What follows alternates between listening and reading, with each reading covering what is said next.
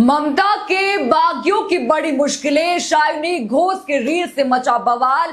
अभिषेक बनर्जी ने संसद में जमकर मोदी सरकार यानी कि एनडीए को घेरा। जी हां, क्या ममता बनर्जी के बागियों की कहानी में नया ट्विस्ट आ गया है? जी हां, जिन सांसदों ने अलग रास्ता चुना था, अब वही सांसद संसद के अंदर सबसे बड़े सवालों के घेरे में है। ना पूरी तरह से ये इधर के रहे यानी कि टीएमसी के, और ना ही पूरी तरह से ये एनसीपीआई के रहे हैं। बाहर एनडीए की बैठकों में मौजूदगी इनकी आ रही है और अंदर अब भी टीएमसी के सांसद ये बने हुए। संसद में छात्रों के भविष्य पर बहस चल रही थी, लेकिन सवाल ये उठ गया कि आखिर ये बागी सांसद जो है बोल क्यों नहीं रहे, इस मुद्दे पर बोल क्यों नहीं रहे। अब एक वायरल रील भी इस पूरे मामले पर नई आग इस वायरल रील ने शालिनी घोष की लगा दी है। देखिए, आज की वीडियो में आपको सब कुछ बताऊंगी, कैसे यहाँ पर जो शालिनी घोष है उनकी रील ने बवाल खड़ा कर दिया, कैसे यहाँ पर अभिषेक बनर्जी ने संसद में मोदी सरकार को जमकर घेर दिया है। जी हाँ, और कैसे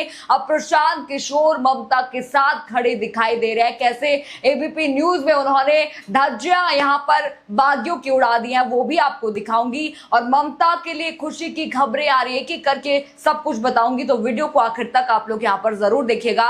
नमस्कार, मैं हूं राधा राणा और आप देख रहे हैं प्यार भी। देखिए, अब आप लोग जरा सोचिए, संसद में पेपर लीक जैसा इतना बड़ा मुद्दा चल रहा है, इतना बड़ा बहस वहां पर चल रही है, देश के लाखों छात्र इस मुद्दे से जुड़े हुए हैं, सबको ये पता है। विपक्ष सरकार को घेर रहा है, सवाल पूछ रहा था, लेकिन इसी बीच देखिए चर्चा क्या शुरू हो गई है। जिन सांसदों ने नया राजनीतिक ठिकाना चुना है, वो इस बहस में नजर क्यों नहीं आए?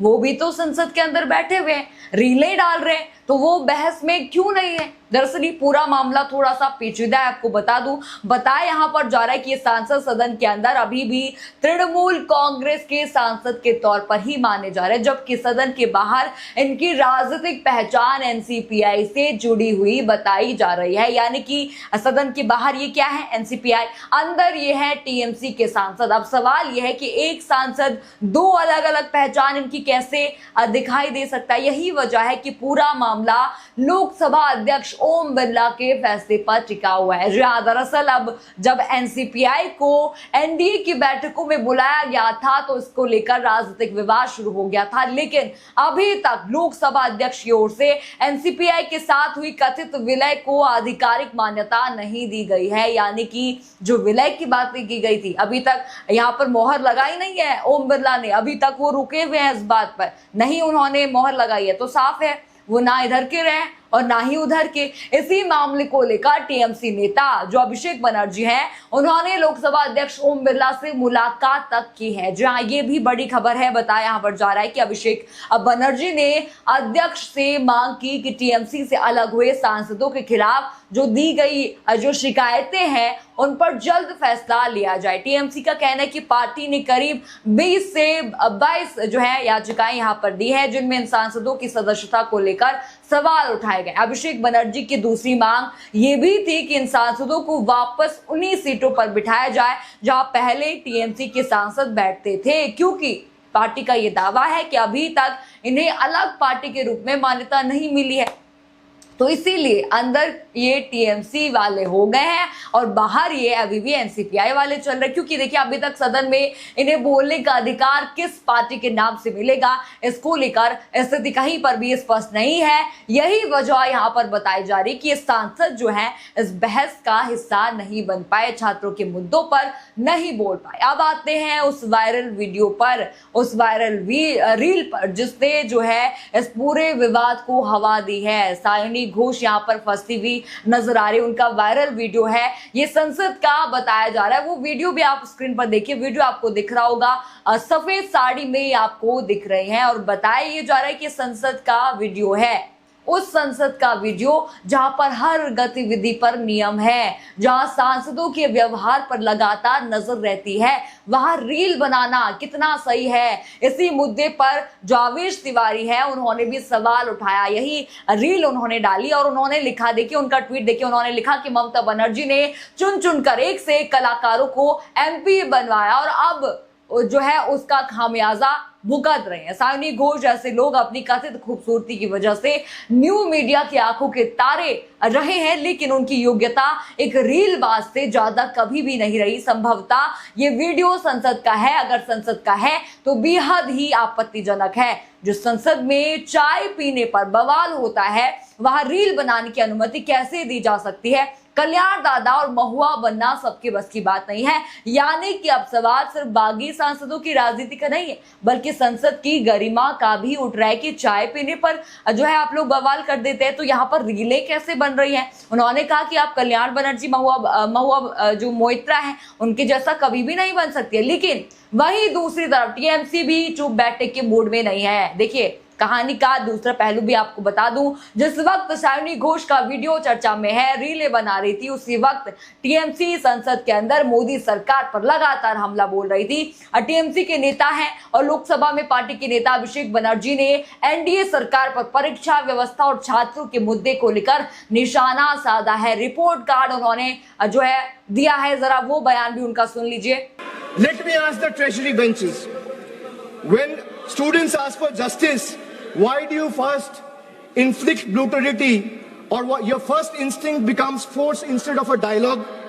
Why are young Indians treated as a law and order problem instead of stakeholders? The BJP government should remember every generation eventually writes its own report card, and the report card this generation is preparing for the current incumbent and the NDA government will have only one word on the top of the report card, which will say failed. Failed to protect the examination, failed to protect merit, failed to protect trust, failed to protect one's dignity and honor.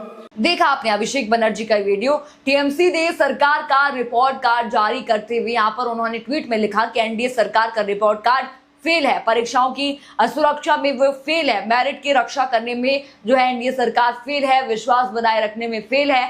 यानी TMC ये संदेश देने की कोशिश कर रही है कि भले ही कुछ सांसद अलग रास्ते पर चले गए हो, लेकिन पार्टी अभी भी मजबूती से सरकार के खिलाफ खड़ी है। भाजपा सरकार को जिस तरह से अभिषेक बनर्जी ने घेरा है वो भी यहाँ पर बड़ा मुद्दा बन रहा है। अब बात करते हैं ममता बनर्जी के लिए आई एक राहत वाली खबर की। मैंने आपको बताया था कि प्रशांत किशोर ने यहाँ पर ममता का पक्ष लिया है, उनका बयान जो है सोशल मीडिया पर वायरल हो रहा है। अब बात करते हैं उस वायरल बयान की जिसमें प्रशांत किशोर का नाम सामने आ रहा है। देखिए सोशल मीडिया पर जो पत्रकार हैं चित्रा त्रिपाठी एबीपी न्यूज के, आपको पता है वो यहाँ पर जो प्रशांत किशोर हैं उनसे सवाल करती हैं। देखिए दावे के मुताबिक जब जो है चित्रा त्रिपाठी ने उनसे टीएमसी और सायोनी घोष जैसे नेताओं को लेकर सवाल पूछना शुरू किया तो जवाब में देखिए प्रशांत किशोर कहते हैं कि अगर सायोनी घोष जैसे लोग इतने ही लोकप्रिय हैं तो उन्हें निर्दलीय चुनाव लड़ने और जीतने की चुनौती देता हूं। टीएमसी को आप लोग कम मत समझिए। ये यहाँ पर कहते हैं कौन? प्रशांत किशोर। देखिए यानी कि एक तरफ पार्टी के अंदर टूट की चर्चा तो थी, जो टीएमसी में टूट हुई उस पर चर्चा थी, तो वहीं दूसरी तरफ प्रशांत किशोर यहाँ पर जो है कह रहे हैं कि ममता बनर्जी की पकड़ अभी भी मजबूत है। साफ संदेश उन्होंने दिया कि अगर बागी इतने ही लोकप्रिय हैं तो एक बारी चुनाव लड़के आपको जो है दिखा दे, अब आपको पता चल जाएगा कि कितने ताकतवर वो है। उन्होंने कहा कि टीएमसी अभी भी ताकतवर है, लेकिन देखिए अब सबसे बड़ा सवाल यहाँ पर यही है क्या ये बागी सांसद अपनी अलग पहचान बना पाएंगे? क्या स्पीकर इनके भविष्य पर फैसला कर पाएंगे? और क्या टीएमसी से अलग होने का फैसला इनके लिए फायदेमंद साबित होगा, या फिर राजनीति के बीच ये सांसद ना घर के रहेंगे और ना घाट के? क्या ये कहावत इन बागियों पर फिट बैठ जाएगी? ये भी बड़ा सवाल है, क्योंकि देखिए फिलहाल तस्वीर यहाँ पर यही दिखा रही है कि सियासत की नाव में बैठे ये बागी सांसद बीच मझधार में फंसे हुए नजर आ रहे हैं। जी हाँ, बीच में इनकी तलवारें लटक गई हैं। फिलहाल देखिए मामला सिर्फ कुछ सांसदों के पाला बदलने का नहीं है, इन एनसीपीआई में जाने का नहीं है, मामला है पहचान का, राजनीतिक भविष्य का और संसद में अपनी जगह बनाने का। एक तरफ ममता बनर्जी अपने बागियों को चुनौती यहाँ पर लगातार दे रही हैं, अभिषेक बनर्जी ने जमकर यहाँ पर एनडीए सरकार को घेर लिया है, तो दूसरी तरफ बागी सांसद नई जमीन की तलाश यहाँ पर कर रहे हैं। लेकिन अब फैसला होगा स्पीकर ओम बिरला के हाथ में। देखिए आपकी इस पूरे मामले पर क्या राय है, हमें कमेंट सेक्शन में अपनी राय जरूर बताइए। खबर आपको पसंद आई हो तो वीडियो को लाइक करें, शेयर करें और चैनल को सब्सक्राइब करना बिल्कुल मत भूलिएगा और बने रहिए PRB के साथ। धन्यवाद।